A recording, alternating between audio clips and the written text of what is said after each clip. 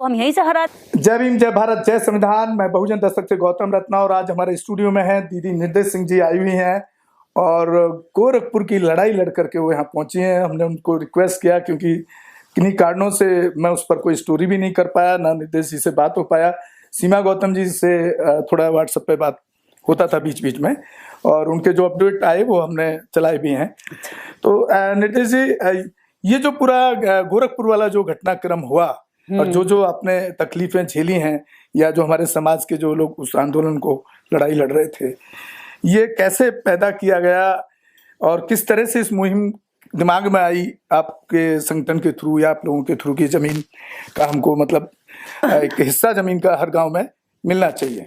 देखिए 3 साल पहले इसकी जो नींव थी श्रवण कुमार निराला जी ने गोरखपुर में एक आंदोलन करके डाली थी। 2018 में भी एक बड़ा आंदोलन हमने किया था और उसमें भी मैं शामिल थी। शुरू से जब से हम लोग इसकी लड़ाई लड़ रहे हैं, मुख्य रूप से इसके जो लीडर हैं वो श्रवण कुमार निराला जी हैं और जो वहाँ की जो मुख्य मेहनत कश जो नेत्री हैं वो सीमा गौतम जी हैं जी। और उन दोनों में हमें लगता है कि एक सच्चा लीडर है और हम ऐसे लीडर को संसद तक देखना चाहते हैं। इसलिए हमें उनके मुद्दे में इतनी जान दिखाई दी कि हम देश के ऐसे लोग सब उनके साथ जुड़ते चले गए जो चाहते थे कि गरीबों को जमीन मिले। दिल्ली से भी बहुत सारे लोग उस आंदोलन में थे। इस आंदोलन की हमने 2018 में पहली सभा करी थी, बड़ी सभा हुई थी। उसके बाद हमने फिर 2 आंदोलन किए। एक फिर यहाँ लास्ट ईयर दिसंबर में हुआ था, 18 दिसंबर को कमिश्नरी पर ही। उसके पहले भी एक हुआ था, यानी कि 2 पहले आंदोलन गोरखपुर कमिश्नरी पर किए जा चुके थे और ज्ञापन दिए जा चुके थे कि प्रत्येक भूमिहीन परिवार को 1 एकड़ जमीन आवंटित की जाए। और ये आवंटन का जो ज्ञापन था 2 बार ले लिया गया और लेकर के इस पर कोई कार्रवाई नहीं हुई। इसका इंतजार करते करते हमें पूरा 1.5 साल हो गया। इस इंतजार में लास्ट हमने स्टेप लिया, जो श्रवण कुमार निराला जी और हमारे जो वहाँ के मुख्य टीम है उन सब ने बैठ करके निर्णय लिया कि अब जो आखिरी स्टेज पर हम एक आंदोलन करेंगे। 3 चरण का ये आंदोलन था। 2 चरण में हमें विफलता हासिल हो चुकी थी। सरकार ने हमारी किसी भी बात पर गौर नहीं दी। उन्हें लगा कि ये तो ऐवे ही बेकार का टाइम खराब कर रहे हैं और हम इनको एक्शन नहीं लेंगे, हाँ दबा देंगे इस आंदोलन को। कोशिश भी करी 2 बार। उसके बाद अभी तीसरा जो आंदोलन था इसका नाम रखा गया था डेरा डालो घेरा डालो। जब तक जमीनिया के कागज नहीं मिलेंगे तब तक हम घर वापसी नहीं जाएंगे। इस हौसले के साथ और इस कमिटमेंट के साथ गांव की महिलाएं हजारों की तादाद में 30 से 40 हजार महिलाएं वहां उपस्थित थी। आप ये लगाइए कि इतनी गरीब महिलाएं वहां थी जिनके पास पालन पोषण का या जीवन भरण पोषण का कुछ भी माध्यम नहीं, जो मतलब ऐसे दूसरों के खेतों में बेगारी करती हैं, जिनकी बच्चियां बंधुआ मजदूरी का भी वहां पे इस तरह का हालात है। तो जब 30 से 40 हजार महिलाओं की गैदरिंग वहां हो गई तो प्रशासन को लगा और वो जमे रहे, डटे रहे, क्योंकि वो कमिटमेंट करके ही आए थे तैयारी से कि हम जब तक नहीं जाएंगे, क्योंकि 2 बार हमें इस तरह से यहाँ दबा दिया गया, हमारा आंदोलन भेज दिया गया। अब जो है जमीन मिलेगी तो हम जाएंगे। इस बात को सुनकर के पूरे प्रशासन के हाथ पैर फूल गए। वहां कमिश्नर पूरा डर में थे, दहशत में थे कि अगर हम बाहर निकले तो ये महिला या ये लोग हम पे कहीं अटैक न करते हैं, ऐसा भी सोच रहे थे। लेकिन महिलाएं तो निहत्ती थी, बेचारी इनोसेंट महिलाएं थी, उन्हें तो पता ही नहीं कि उन्हें बस इतना पता था कि सरकार को हम वोट देते हैं तो हम सरकार से अपनी डिमांड कर सकते हैं। और ये बात सिखाने के जो कोशिश में सक्सेस रही वहां सीमा गौतम जी। हाँ, और जब वो सक्सेस रही तो हमने इस आंदोलन को पूरा और ब्रॉड तरीके से तैयार किया। हमने कहा हमारा मीडिया जब इसको कवरेज करेगा तो पूरे नेशनल इंटरनेशनल लेवल पर ये बात जाएगी निराला जी। और हम जो है खर्चा देखिए उसमें हमें आरोप लगाया गया कि विदेशी फंडिंग हो रही है। आप उस जब आंदोलन को वॉच करेंगे, अच्छे से स्टडी करेंगे उसकी, तो आप देखेंगे उसमें कोई मंच भी नहीं है। एक मंदिर है उसी कमिश्नरी में और मंदिर के सामने जैसे खाना जो सर्व करते हैं वो टेबल होती हैं, उसकी बुक खड़े थे और वो 2 टेबल तो चटक भी गई थी। हमारे एक साथी की चोट लग गई थी, वजन से ज्यादा लोग खड़े हो गए। तो ना तो इस कार्यक्रम में कोई मंच बना था जिसपे पैसा खर्च होता, ना ही कोई कुर्सियां लगी थी। गांव की बेचारी गरीब महिला जमीन पर ऐसे ही बैठी थी। तो उसमें फंडिंग का जो मामला था वो एकदम से झूठा लगाया गया है। एक इसी आंदोलन की आड़ में एक जो है एक विदेशी नागरिक यहाँ गिरफ्तार कर लिया गया, क्योंकि वो यहाँ डॉक्यूमेंट्री बनाने आया था और डॉक्यूमेंट्री में वो दलित और महिला ही, हाँ, इन इश्यूज पर वो अभी एक डॉक्यूमेंट्री तैयार कर रहा था। उसको पता चला कि गोरखपुर में ऐसा कोई आंदोलन हो रहा है तो वो दरभंगा से गोरखपुर आ गया उसको कवरेज करने के लिए कि मैं देखना चाहता हूँ यहाँ की महिलाएं किस तरह से आंदोलन करती हैं। उसको भी वहां ले जाकर के जेल में डाल दिया गया। हमारे 5 मीडिया के साथी, जिसमें देश के अंदर उन लोगों को नामी तौर पर जाना जाता जिन्होंने वहां जाकर के कवरेज करी, उनको कोई होटल से पकड़ लिया, कोई रास्ते से पकड़ लिया, कोई खाता हुआ उठा लिया, कोई सोता हुआ उठा लिया, कोई आंदोलन से पकड़ लिया। इस तरह से जहां जहां जो जो लोग मिले वो उठा करके ले गए।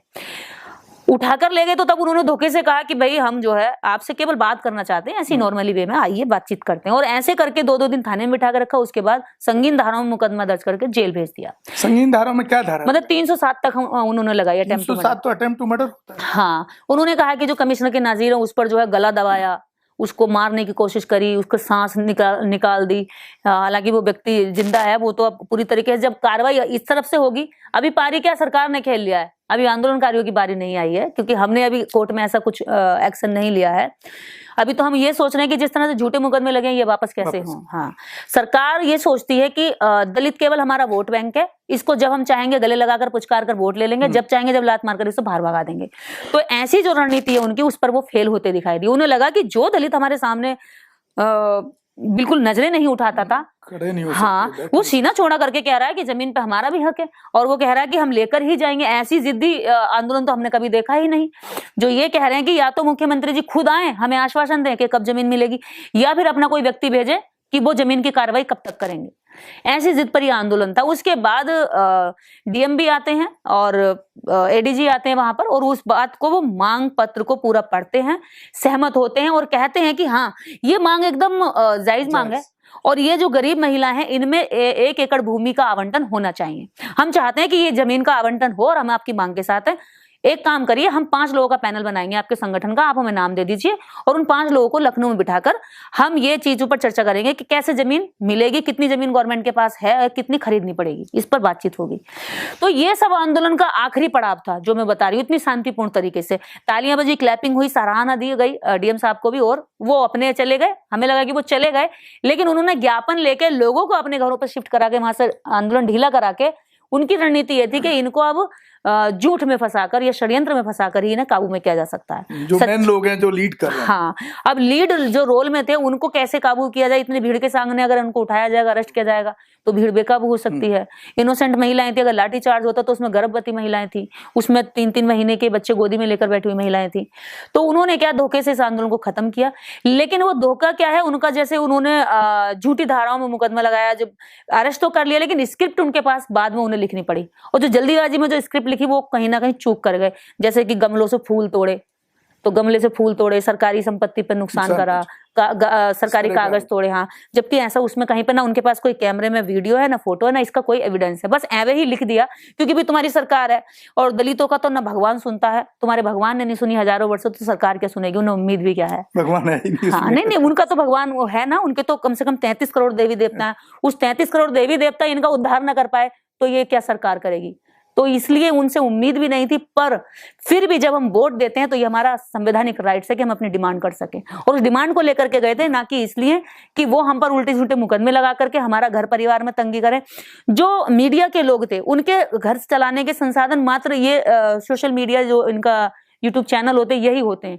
उनके घरों में पता नहीं रोटी बनी नहीं बनी, वो बीमार पड़े तो उनके बच्चों को दवाई मिली कि नहीं मिली, इसका भी होश जो है समाज के लोगों ने नहीं लिया। जिस समाज की लड़ाई मीडिया के लोग उठाते हैं, वो कितनी तकलीफ में, तो उनके बच्चों की फीस नहीं गई, उनके घरों में खाना नहीं बना, वो परेशान रहे, उनके लत्ते कपड़े सब वहां जब्त कर लिए गए, उनके पास पैसा नहीं। अब वो लोग इतना स्ट्रगल करके आगे उठ रहे हैं। तो मैं समाज के लोगों से भी कहना चाहूंगी कि जो आपकी लड़ाई लड़ते हैं, 33 करोड़ देवी देवताओं के नाम पे आपने 3% आदमी को करोड़पति बना दिया, अरबपति बना दिया, विदेशों और दुनिया भर में कब्जा करके बैठा हुआ है, और तुम अपने समाज के बेटा बेटी जो तुम्हारी लड़ाई लड़ते हैं उनके लिए तुम कुछ भी ढीला नहीं करते हो, ना हाथ से भी सपोर्ट नहीं करते, ना पैसे ढीला, ना पैसे ढीला करते हो, ना दिल बड़ा करते हो। तो ये जो सोच है ना, इस समाज को गर्त में ले जाने की सोच है। लड़ाई लड़ने वालों को ये जो कब माला डालते हैं, जब माला डालते हैं जब वो मर जाता है कि भैया ये कुर्बान हो गया, अब ये महापुरुष बन गया।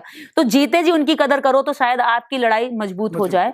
तो एक तो मैं सरकार से कहना चाहूंगी कि जो झूठे मुकदमे हैं ये एकदम निराधार है, इनको खत्म करना चाहिए, क्योंकि सरकारें जो है ना लोकतंत्र में ये पलटा मारती रहती है।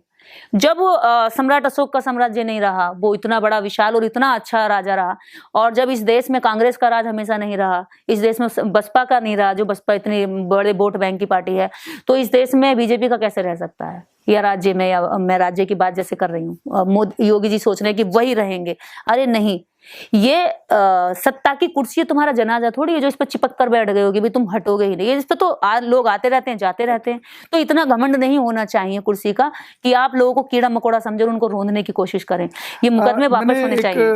एक आपका वीडियो भी देखा, आप बात कर रही हैं एक लेडी से, आई थिंक जो उस प्रोग्राम को डिस्टर्ब करने के लिए किसी तरह से ये सब पूरा दिन चला, प्लान करके शायद एंटर की गई।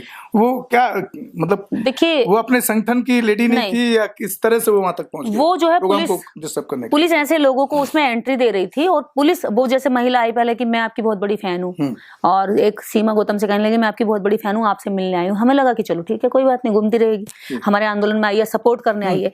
कुछ देर बाद कुछ महिलाएं हमारे पास आकर कहती कि दीदी, कुछ महिलाएं ये कह रही हैं कि तुम यहाँ से जाओ, लाठीचार्ज होने वाला, तुम्हारे बच्चों को डंडे पड़ेंगे, तुम्हारी चोट लग जाएगी, तुम्हारे खून निकलेगा, और ये लोग तो नेतागिरी कर रहे हैं, भाषण देंगे, चले जाएंगे, तुम्हें ना जमीन मिलेगी ना तुम्हें कुछ यहाँ से राहत मिलने वाली है, तुम क्यों बैठी हो, थोड़ी ही देर में तुम पे पुलिस अब डंडे मारने वाली है।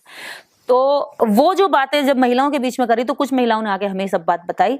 हमने कहा ऐसी कौन सी महिला बताइए, तो वो महिला वही निकली जो हमारी फैन बन के आई थी। अच्छा। हाँ, और वो फिर हमने पूछा कि आप ऐसे कैसे कह सकती हो, तो वो डर गई। मैंने उसका हाथ पकड़ लिया, मैं देखा, मैंने हाथ पकड़ लिया, मैंने कहा तेरी हिम्मत कैसे हुई और ऐसे कहने का तेरा क्या आधार है, और किसने बताया तुझे कि लाठीचार्ज होने वाला है, और नाम क्या है तेरा, तो नाम न बताए, डर गई। फिर उसने बोला मेरा नाम गुलफ्सा है, उसने नाम तो गुलफ्सा बता दिया। मैंने कहा तूने मंगलसूत्र पहना हुआ है इतना लंबा यहाँ तक, और यहाँ से यहाँ तक मांग भरी, तू मुझे बेवकूफ बना रही है कि तू गुलफ्सा है। मैंने उसका पकड़ के एसएचओ को दिया, तो एसएचओ भी उसको ना तो कोई कार्रवाई कर रहा, और हंस रहे सारे पुलिस वाले, 20 पुलिस वाले खड़े थे, और वो महिला पुलिस वालों की आड़ में जाकर